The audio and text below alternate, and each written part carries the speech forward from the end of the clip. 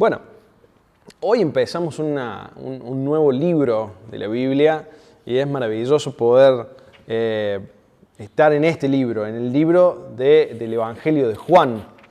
Si no sabían, vamos a estudiar el Evangelio de Juan quizás por los próximos 2 años.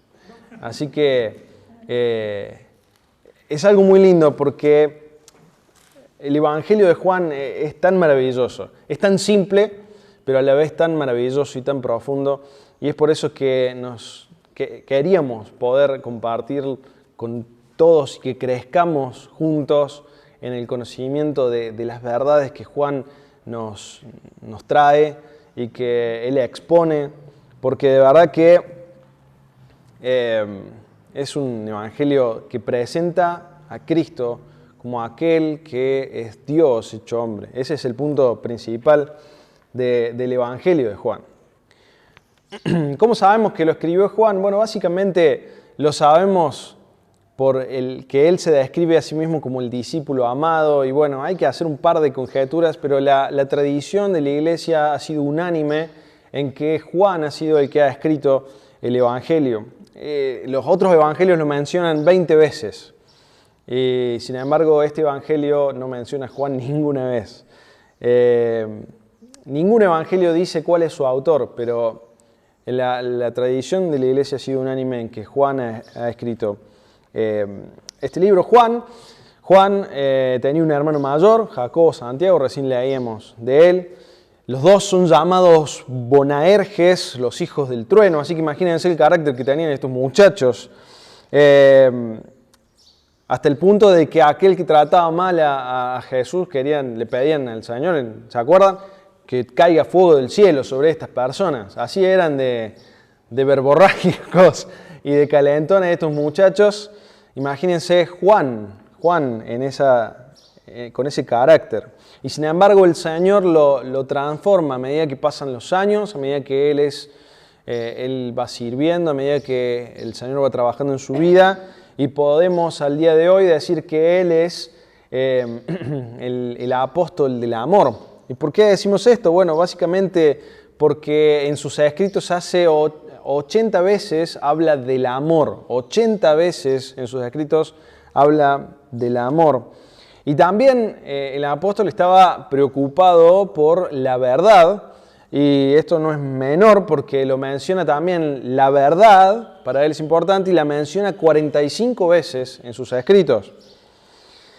Y también él es una persona que está preocupada por la fe. Él no es solamente el apóstol del amor, él no es solamente el apóstol de la verdad, él es el apóstol de la fe. ¿Y por qué?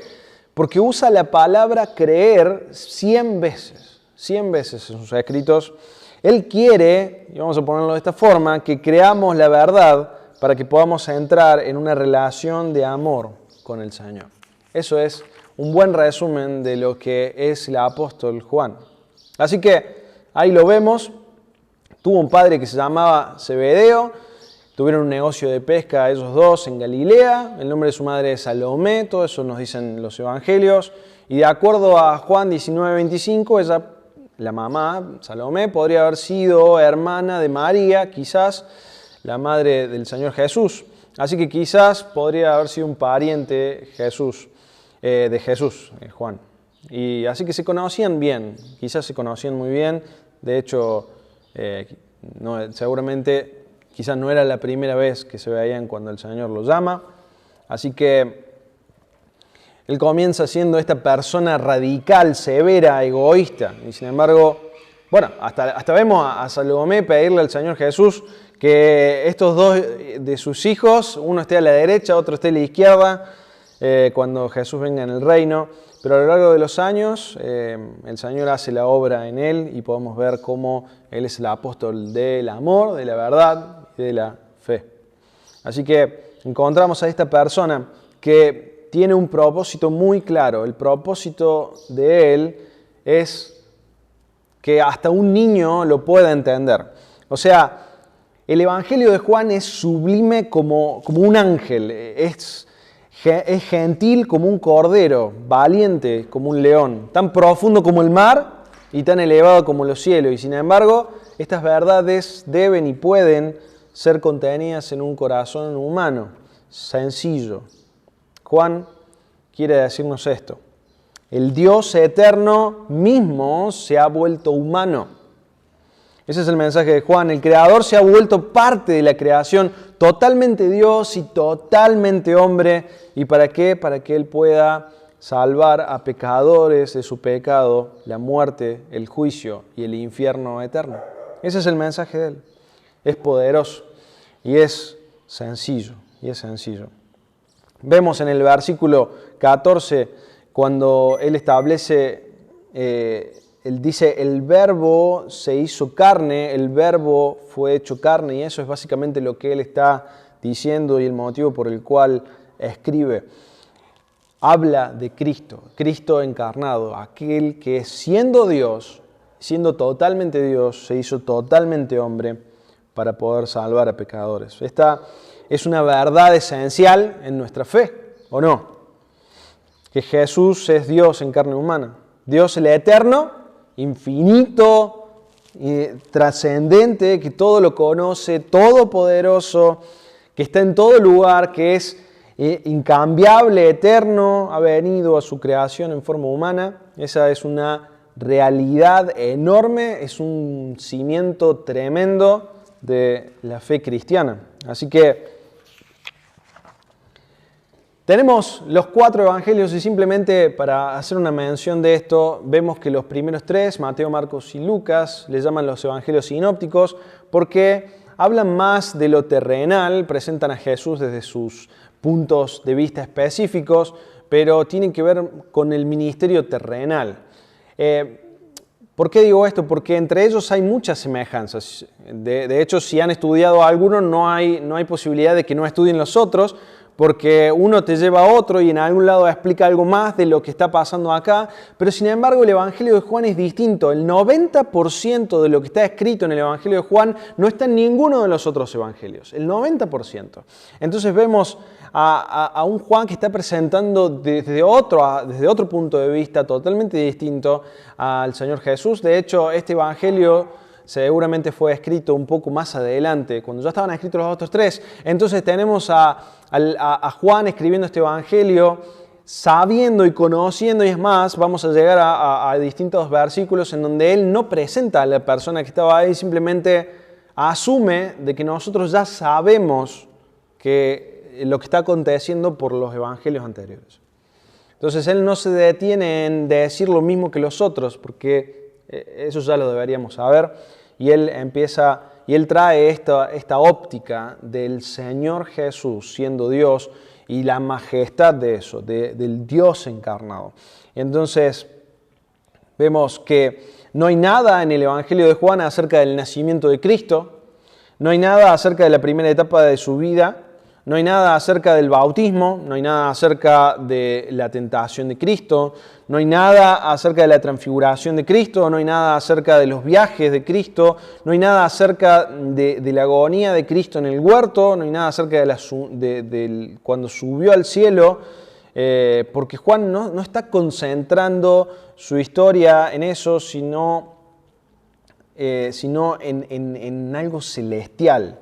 No hay parábolas, fíjense, no hay parábolas. Las parábolas son historias terrenales, no las hay. No hay historias terrenales en el Evangelio de Juan. Este es un libro celestial, es una mirada celestial del Señor Jesucristo. Es el Evangelio más celestial de los 4, podríamos decirlo de esa forma.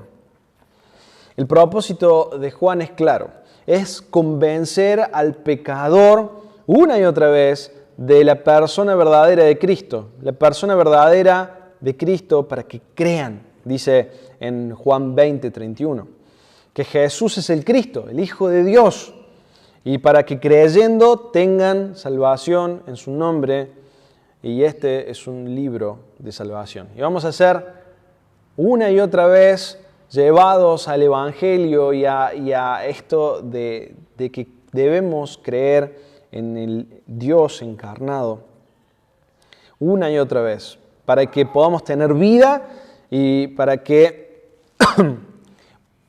podamos tener vida debemos creer en Cristo. Ahora, no debemos creer en un falso Cristo, y esto lo tenía clarito Juan. No debemos creer en un falso Cristo. No, él sabía que había dando vueltas imágenes erróneas de Cristo. Y entonces él aclara con su evangelio que todas esas ideas erróneas. No es el Cristo de la intuición humana, la filosofía humana o la religión falsa, sino el verdadero Cristo.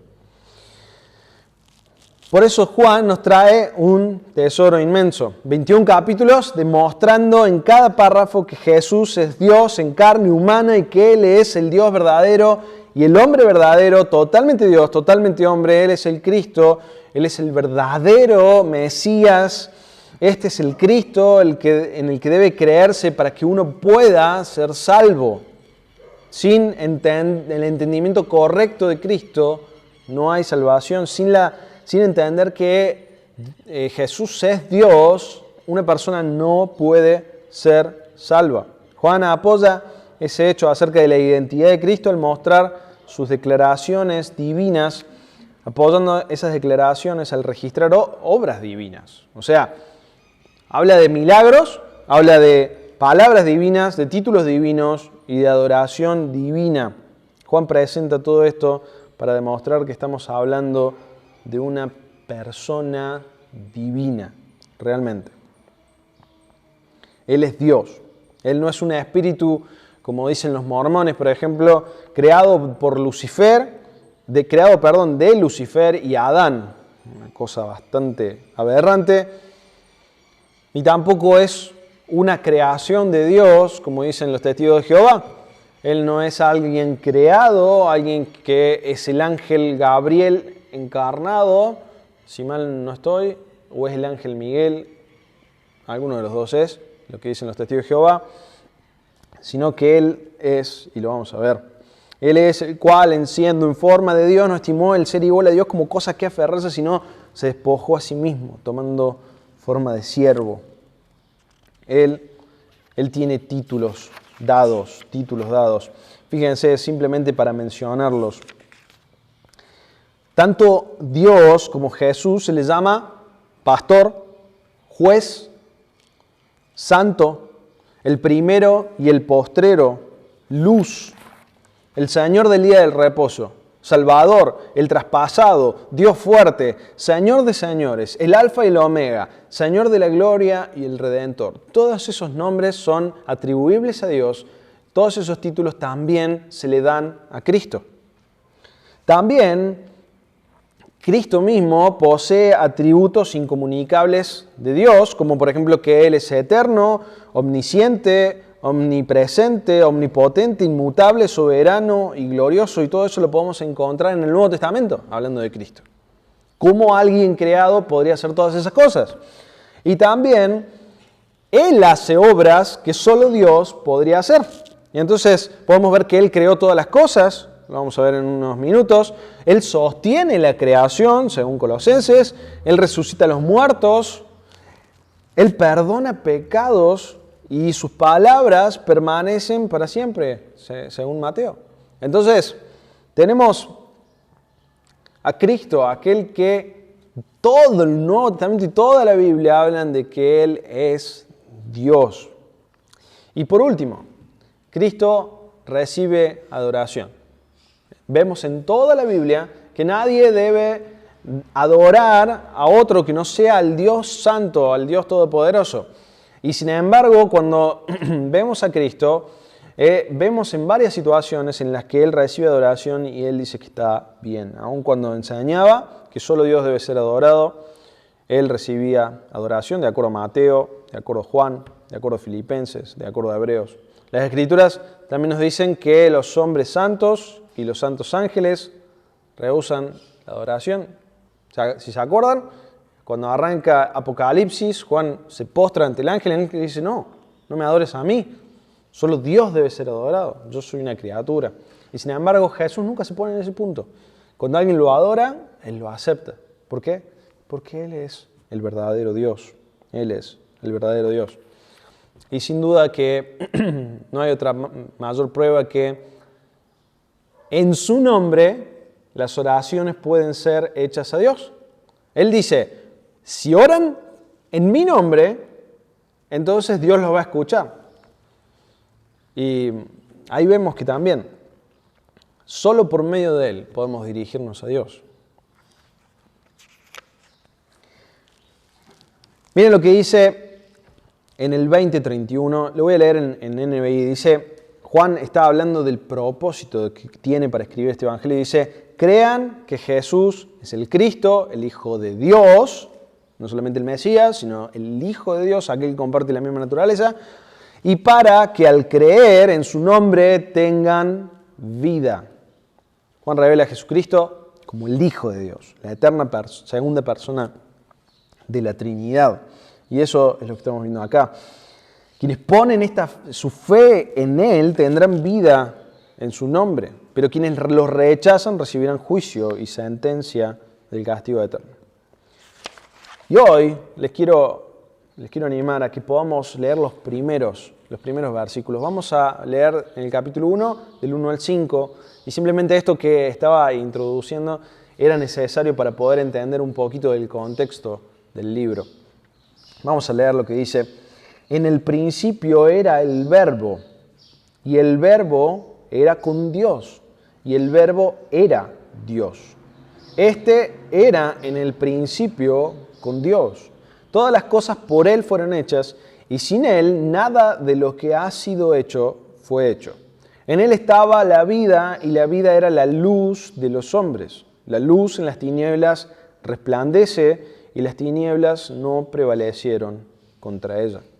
Ahora, fíjense que acá en estos 5 versículos tenemos 3 cosas.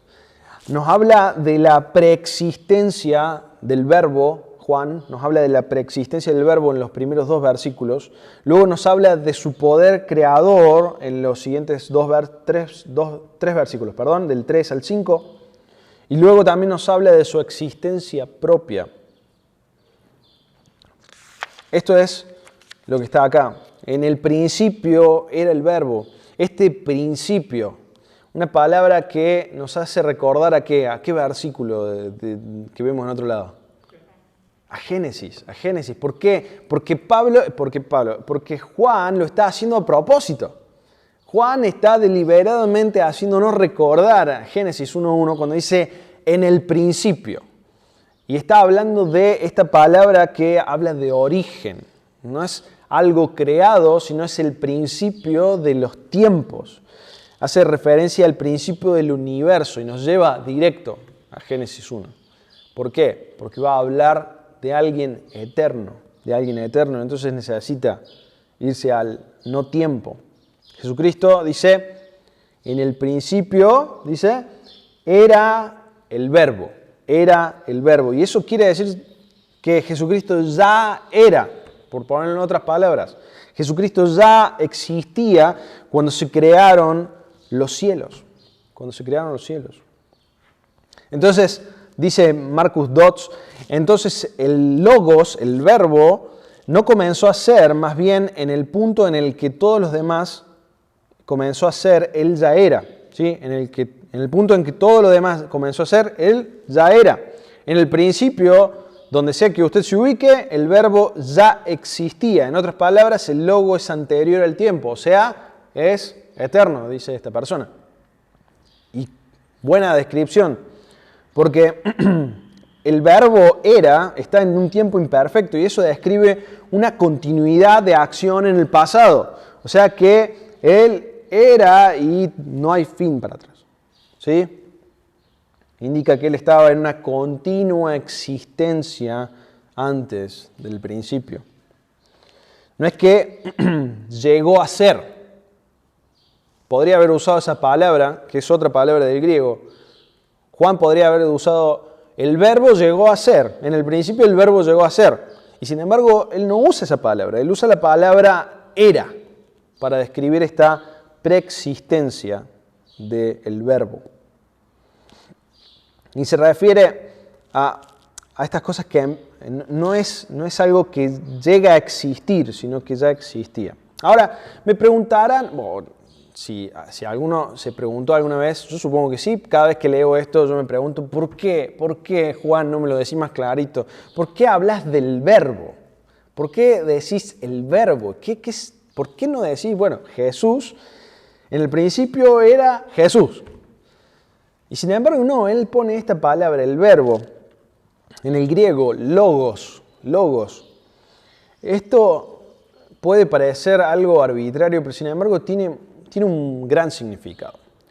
Juan no lo pone así porque sí, sino que lo pone así porque para los filósofos griegos, o sea, para el griego común y corriente y también para el filósofo, el logos era un principio abstracto, impersonal de la razón y el orden del universo. O sea, el griego decía, algo ha hecho que el universo sea creado.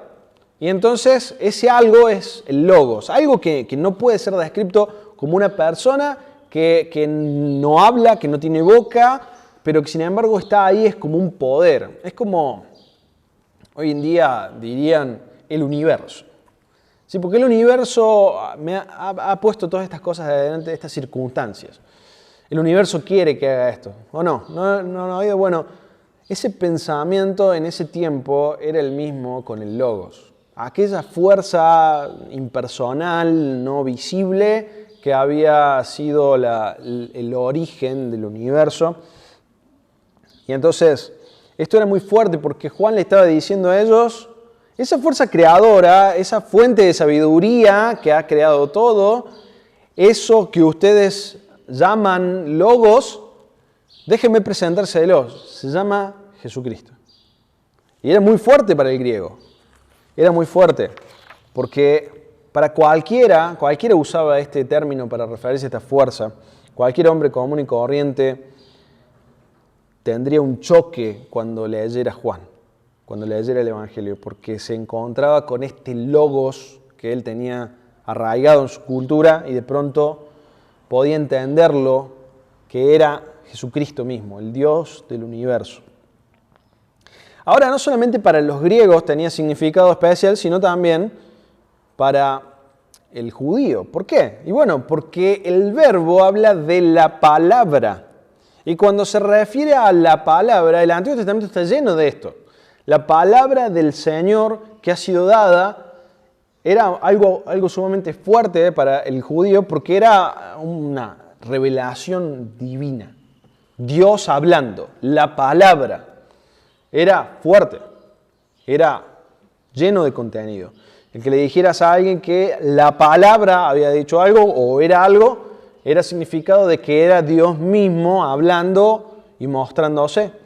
Y entonces vemos acá como Juan, inteligentemente llevado por el Espíritu Santo, presenta a Jesús como aquel logos que para el griego era esta fuerza y que le pone el nombre y lo trae a una concepción correcta, a una idea correcta de lo que significa, y también trae al judío de la palabra del Señor. La palabra viva, esta palabra es la que se ha manifestado. Una revelación del mismo Dios. Eso es lo que Él está diciendo acá. Jesucristo es el verbo encarnado, es la palabra final para la humanidad. Fíjese lo que dice en Hebreos 1:1-2, dice, Dios habiendo hablado muchas veces y de muchas maneras en otro tiempo a los padres por los profetas, en estos postreros días nos ha hablado por el Hijo, quien constituyó heredero de todo y por quien asimismo hizo el universo. Fíjense. Él está diciendo, antes la palabra había sido dada a los profetas, ahora la palabra se ha encarnado y nos ha hablado por medio del Hijo. Sigue diciendo el versículo, y el verbo era con Dios. Y esta frase significa mucho más que la existencia del verbo con Dios, ¿sí? Con Dios, sino que habla de esta intimidad, dos seres personales, el uno frente al otro. Tiene que ver con eso, cuando dice el verbo era con Dios. Una relación personal, dos personas frente a frente. Eso es lo que está diciendo Juan. El verbo estaba con Dios. Dos personas que podían comunicarse con una relación íntima. Eso es lo que está diciendo ahí. Desde toda la eternidad, como la segunda persona de la Trinidad, Él estaba con el Padre. en comunión íntima, comunión profunda. Y se puede explicar quizás como un cara a cara. El Verbo era con Dios, estaba cara a cara con Dios. Así que hay dos personas ahí. Por lo tanto, entender el Verbo como alguien más que no sea Jesucristo genera una súper confusión. Algunos dicen que el Verbo es el Padre. Y entonces eso acá genera algo que no se entiende. Porque entonces, ¿cómo el Padre tiene comunión con el Padre? No hay una relación porque son la misma. El Verbo, Cristo, tiene una relación íntima. No solamente es eterno, sino que además estaba con Dios, o sea, en una relación íntima con el Padre. Y Él deja la gloria del cielo y el privilegio de la comunicación y de la comunión cara a cara con su Padre. Y lo leímos recién en Filipenses. Con toda la disposición, se despojó a sí mismo, tomando forma de siervo, hecho semejante a los hombres, se humilló a sí mismo, haciéndose obediente hasta la muerte y muerte de cruz. Es el Señor el que estaba cara a cara con el Padre. Hay un himno de Charles Wesley, bien viejo, que dice: ¿cómo en su sangre pudo haber tanta ventura para mí, si yo sus penas agravé y de su muerte causa fui? ¿Hay maravilla cuál su amor? Morir por mí con tal dolor. Nada retiene al descender excepto su amor y su deidad. Todo lo entrega, gloria, pres, corona, trono, majestad. Ver redimidos es su afán, los tristes hijos de Adán. ¿Hay maravilla cual su amor? Morir por mí con tal dolor. Hermoso himno que nos habla de esto, cómo Él se despoja. Y sigue diciendo el versículo: y el Verbo era Dios. El Verbo era Dios. La descripción que Juan hace del Verbo acá alcanza un pináculo, una punta, una cima en la tercera cláusula del versículo inicial. El Verbo era Dios. Tal vez sea la declaración más clara que podamos encontrar en la Biblia, más directa sobre la deidad de Cristo y también la más tergiversada. No me voy a meter en esto de por qué está bien traducido así y no está mal como los testigos de Jehová. Quizás en algún otro momento podríamos hacer algún estudio específico de esto, pero el atributo de esto es que el Verbo era Dios, o sea, era una cualidad, un atributo. No podremos decir que Dios era el Verbo o era un Dios. Está hablando de teos ahí, o sea, está hablando de la deidad. Y está hablando de que el Logos era el teos, la deidad. Entonces, el Logos, que es Cristo, es la deidad, es igual a la deidad. Y es por eso que se traduce así. El Verbo era Dios. Algo que los testigos de Jehová dijeron: no, eso no es así. Y arbitrariamente ellos pusieron el Verbo era un Dios, cosa que contradice totalmente el resto de la Biblia, porque siempre Dios se considera uno. La unicidad de Dios. Dios es uno, en tres personas.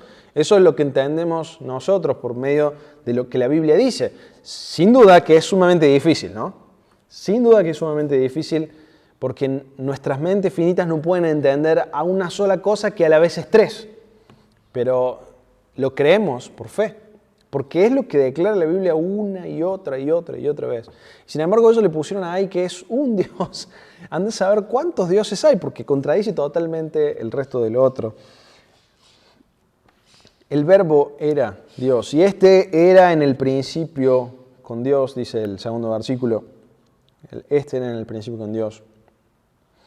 Y de vuelta, Juan estaba usando este tiempo imperfecto que describe una continua existencia del Verbo. Es simplemente una reafirmación de lo que él ya ha dicho en la primera palabra, en la primera frase. Él describe la continua existencia del Verbo antes del principio, que tenía una comunión íntima con Dios Padre y era Dios. ¿Sí?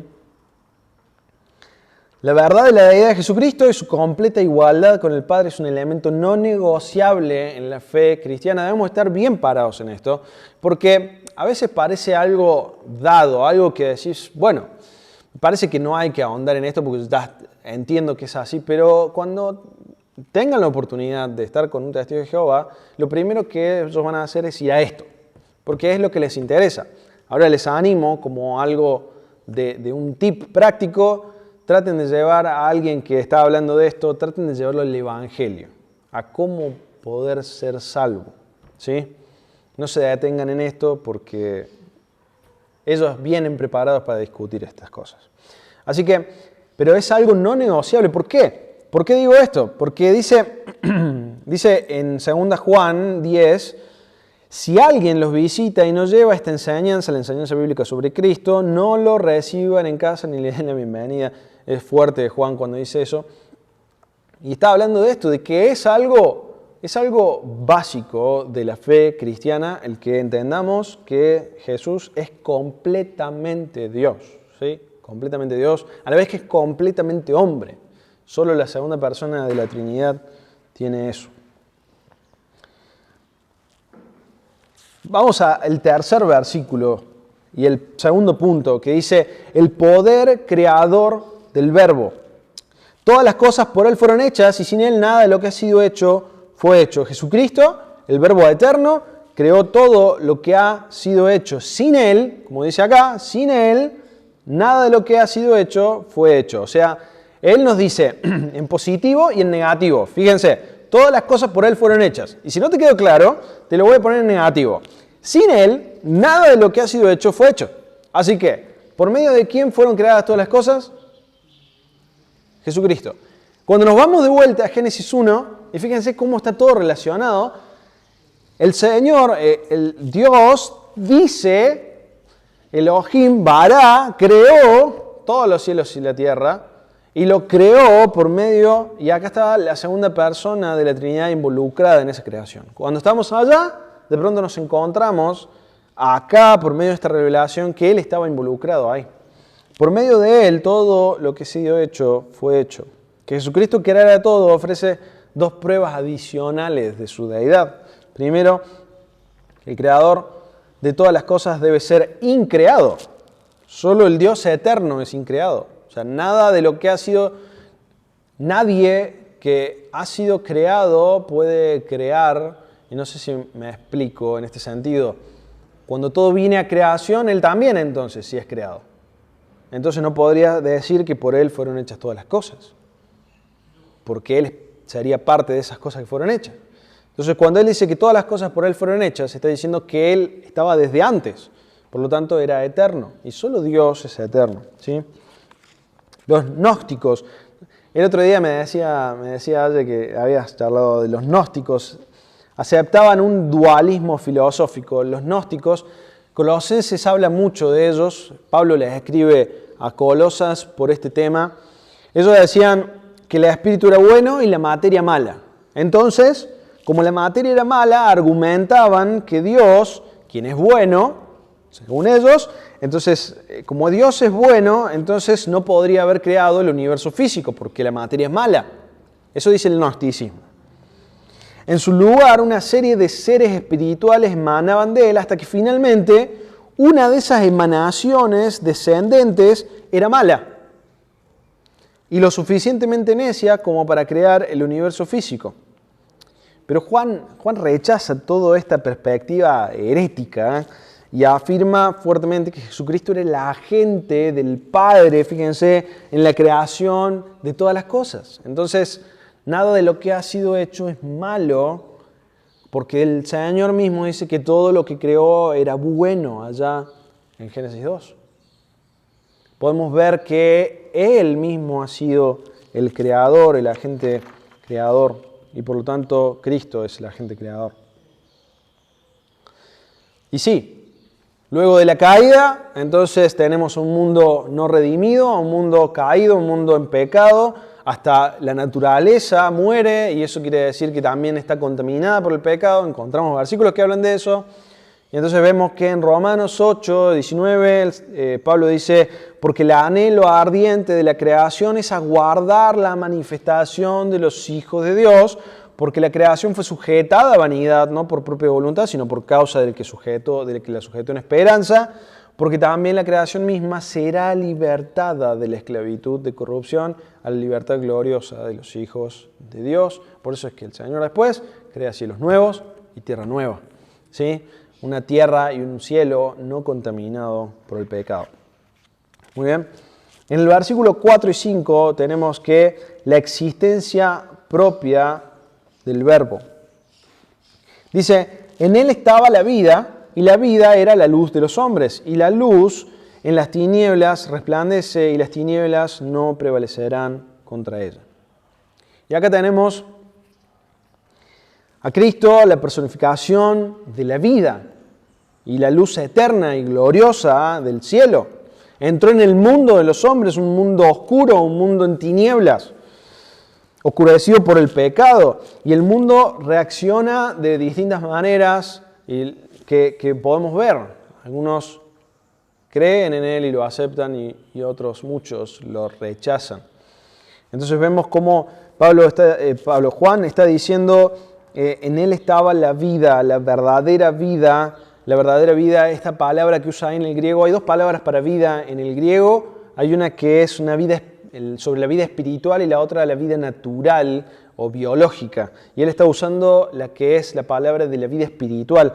La vida espiritual es aquella que vino a este mundo, porque en él estaba la vida. Y en él estaba esta vida espiritual.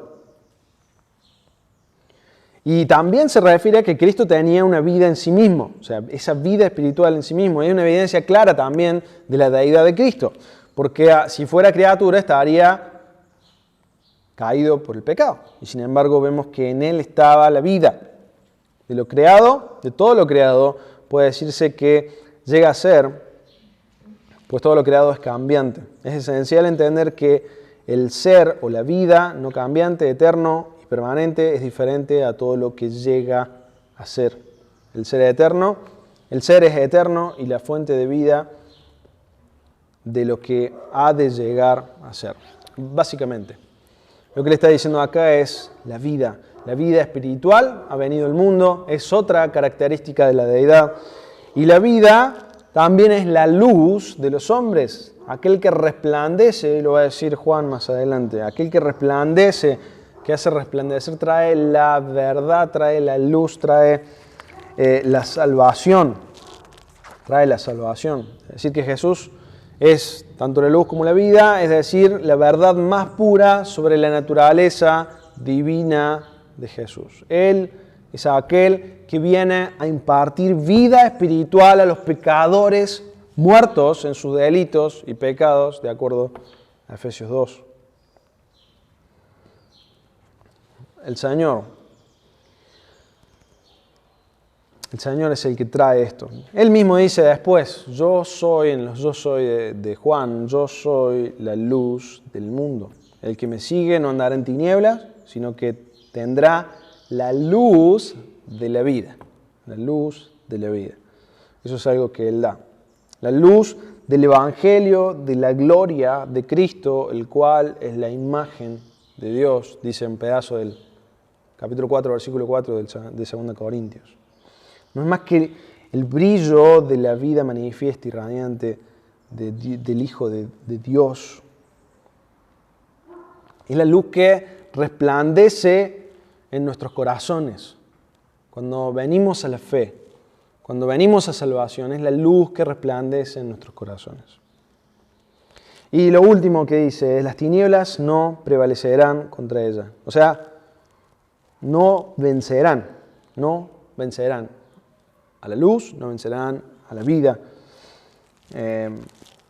Algo así como una vela, cuando uno se le corta la luz, está totalmente en oscuridad, pero una pequeña vela, quizás un pequeño fósforo, cuando no hay vela, ilumina todo, ¿verdad? Y entonces es un poco lo que está diciendo acá. La más pequeña luz, y esta no es pequeña, prevalece totalmente contra las tinieblas. Y eso es maravilloso. La luz gloriosa y brillante de nuestro Señor Jesucristo destruirá completamente el reino de oscuridad de Satanás. Y es así, y lo creemos. Y entonces vemos cómo Juan nos lleva por estos 5 versículos a comprender que Cristo es el Dios Todopoderoso que se ha humillado a sí mismo y se ha encarnado, un misterio también maravilloso. Él siendo Dios y permaneciendo en Dios, porque no pierde su deidad al venir, Él se hace totalmente hombre. Totalmente Dios y totalmente hombre.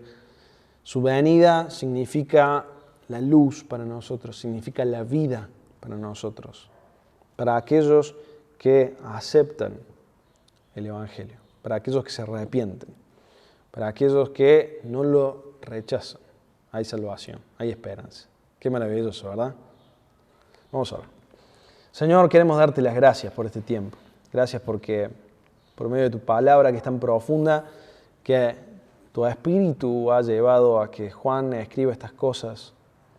Te agradecemos porque podemos ver en ella esta maravilla que nos deja claro que Jesús es Dios y que es completamente Dios y completamente hombre y que por medio de Él ha venido luz a nuestros corazones. Nos has quitado ese velo de tinieblas que teníamos y hemos pasado a tu luz verdadera. Señor, gracias. Gracias porque podemos tener vida, de estar muertos, de ser personas totalmente muertas. Hemos sido llevadas a la vida. Y eso no por nuestros méritos, no por nuestra fuerza de fe o lo que sea, no es por nuestro arrepentimiento profundo, sino que es por tu gracia, Señor. Te agradecemos por eso. Gracias por este tiempo que vamos a estar pasando en Juan. Gracias porque es tan claro. Te rogamos para que puedas seguir avivando el fuego en nuestros corazones por tu palabra y por el Evangelio, y no solamente por vivirlo, sino también por compartirlo, para que las personas puedan venir a salvación y disfrutar lo que nosotros disfrutamos. Te agradecemos en el nombre de Jesús. Amén.